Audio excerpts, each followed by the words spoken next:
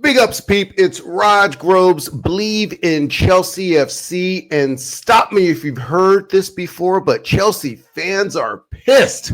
So I know how they feel here in America. So we're going across the pond, talk to my man, Nick Thomson, football/soccer podcast producer extraordinaire.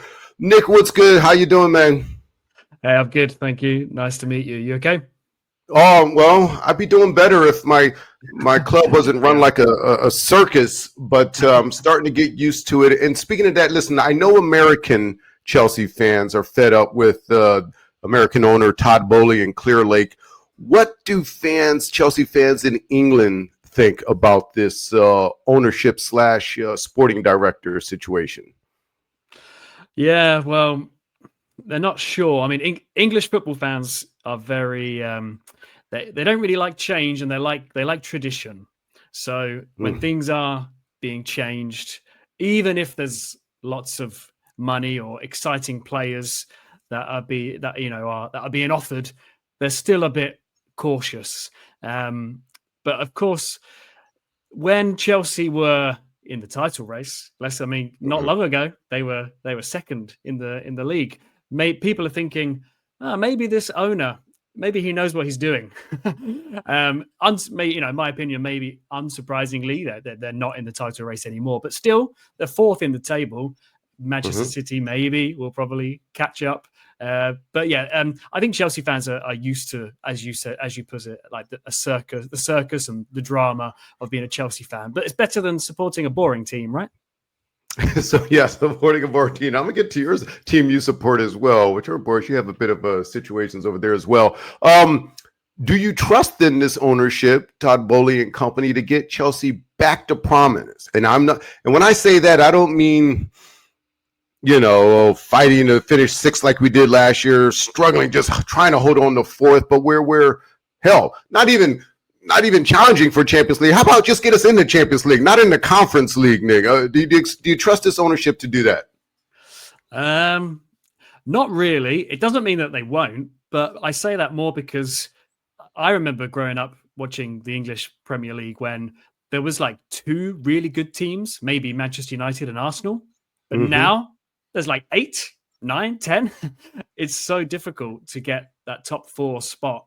And I think sometimes people forget that. So not only do you need good owners and good players and lots of money, you also need a bit of luck. You need to hope that 3 or 4 other teams have a bad season. It's really difficult.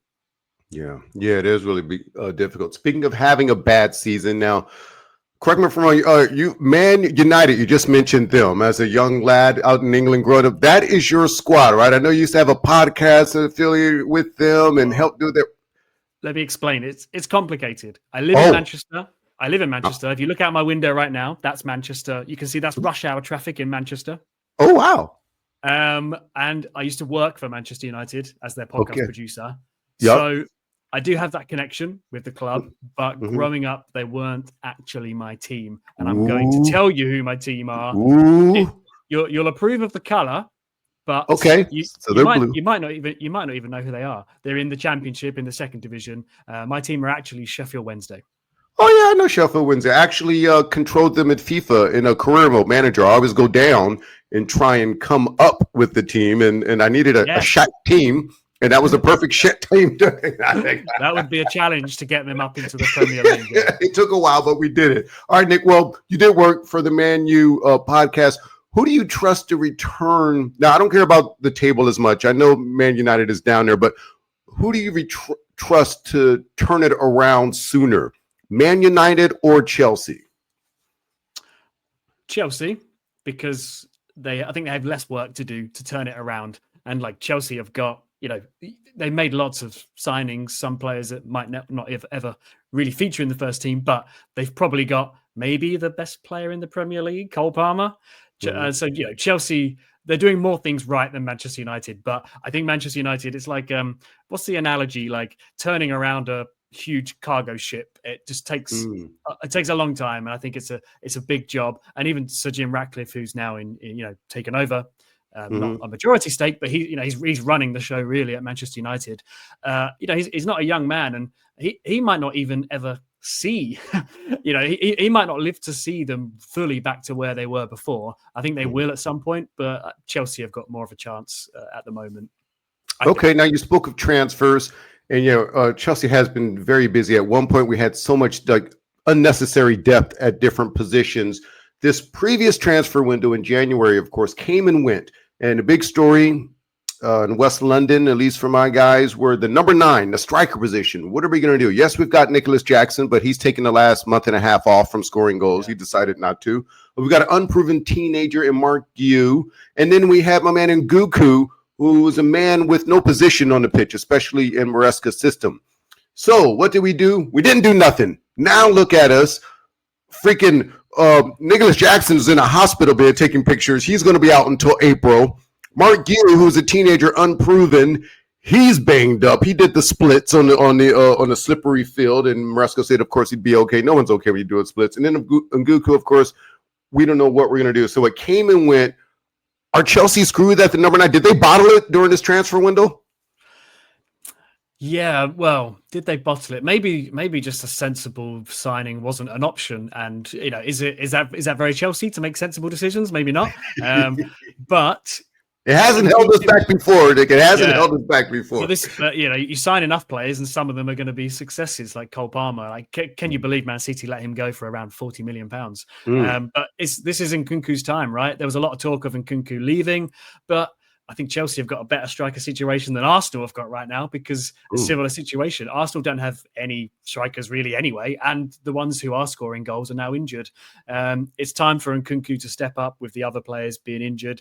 But yes, they're very, very light up top. But with Cole Palmer, anything's possible. Yeah, that's true. Put our trust in Cole, who, and I've spoken previously on the podcast, Cole Palmer is kind of the Cole Palmer treatment, which is people, nip it at his ankles a bit more and more attention to him. He's slowed down a bit. Now, when we do score, he does score, but it's slowed down quite a bit, and that's natural. That's naturally going to happen, I guess, when you're the one consistent threat on a team. And so we've got some adjustment to do indeed. But Nick, we did make a big signing. I don't know if you know this, yo. We signed a rugby star, Willie Issa. I don't know how to say his name. We signed a rugby star at Chelsea, and he's a 36-year-old Samoan, and he is brought in to motivate and get the squad going. Yes, we did. I don't know why. I don't know how you let that slip from the headlines, Nick. But what do you think about that move? Us signing a rugby player from Wigan. You're right. I didn't know about that. I think football clubs need to try these things, whether it's a psychologist or someone to motivate the team. But yeah, you can learn from other sports for sure.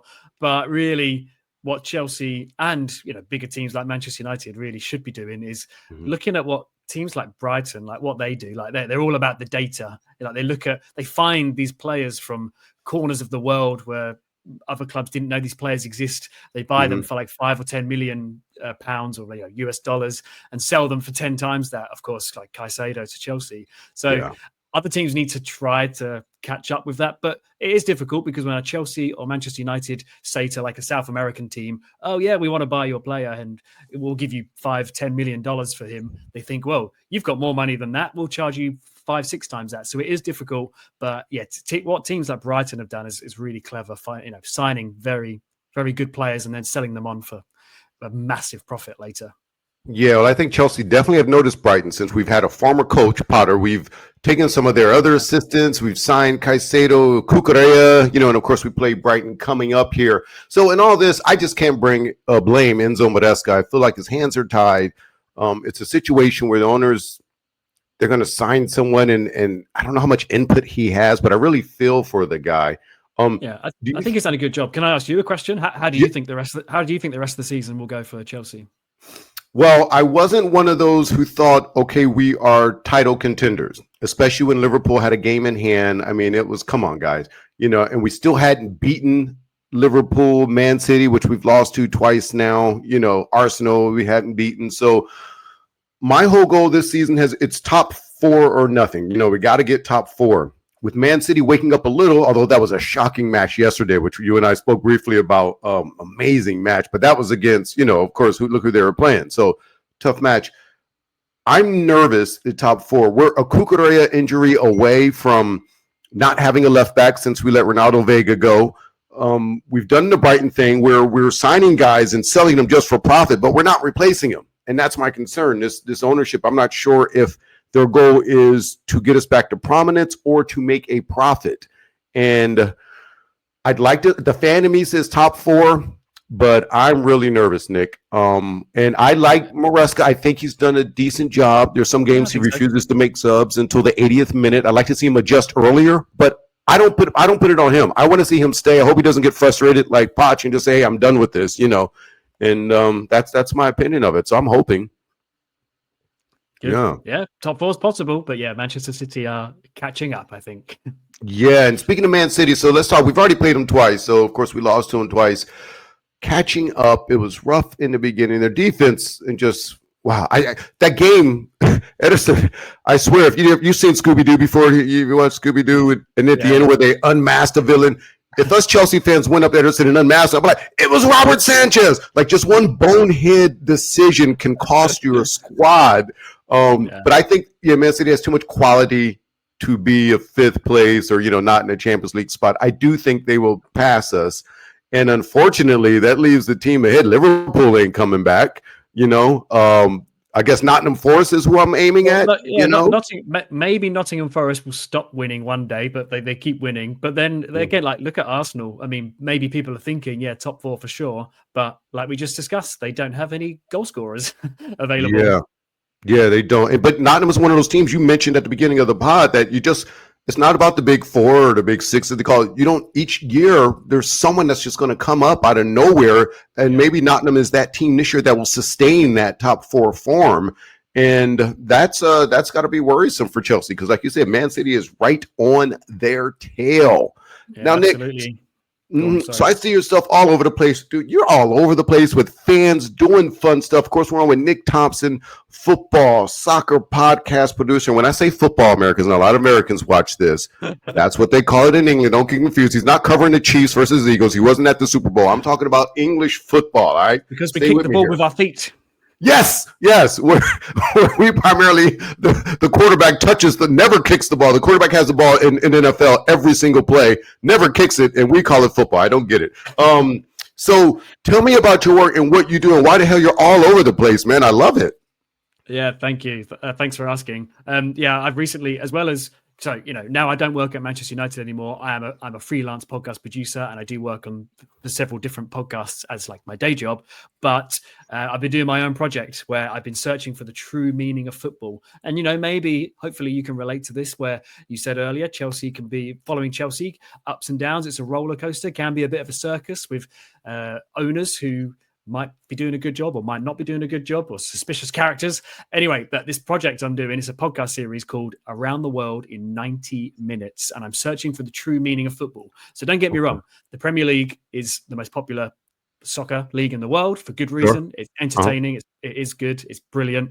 But for the average fan, especially, you living where you live in the States, for the average fan, it's hard to get a ticket. It's hard to go to the games. It's expensive.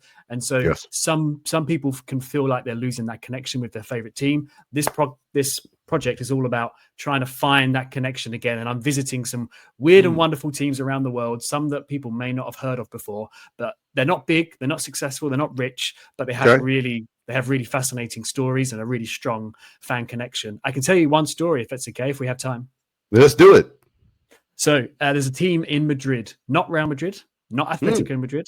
There's a team called. They have other teams there. Yeah, exactly. There's a team called Rayo Vallecano, and they're from Madrid. They're in the Vallecas neighborhood, which is a poorer neighborhood of Madrid. Small team. They're in La Liga, in the top league, but they're a small team with a tiny budget, especially compared to Real Madrid.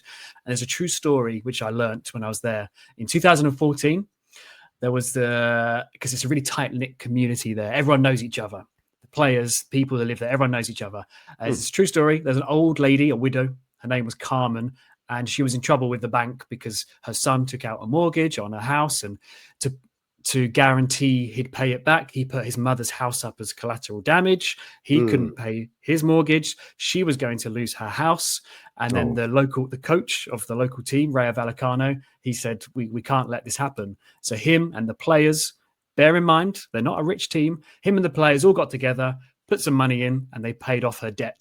So when you hear Oh, stories like that, you think, wow. what's football really about? Is it Yes. about winning lots of trophies and having so many followers on Instagram or doing big sponsorship deals, or is it about helping the local community? That's amazing. That's an awesome story. And I always explain to people the passion of soccer. Uh, like football, NFL is our most popular sport out here, but you just can't match the passion of soccer. So I try and show them things and show them environments, and stories like that just prove it doesn't have to be the big popular club. You have that kind of community and willing to help each other out. And that's amazing, Nick. And where can they find your work, man? Where's the best spot, social, or what can they do to get more stuff like this? Yeah, so you can listen to the podcast Around the World in 90 Minutes on Spotify, Apple, all the usual places. I do have a Twitter X account. It's at 90 Mins Pod. Mm-hmm. I'm also on Instagram, Nick Thomson 1989, because that's the year I was born. I was born in the 80s, but I don't look old enough, do I? Not at all. Not at all. I was going to check your ID before we started, but our guy Michael said you would pass. Well, good stuff. Nick Thomson, around the world in 90 minutes. Around the world in 90 minutes. Fabulous stories on football, soccer, whatever you want to call it. Appreciate you, Nick. Good looking out. This was fun talking to you. We'll make sure I keep up with your stuff and your work, and maybe towards the end of the season we can do this again and see how close, who turned it around sooner, Man United or Chelsea. But Raj Groves, believe in Chelsea FC. Make sure you check out Nick's work, and as always, let's get it, Blues.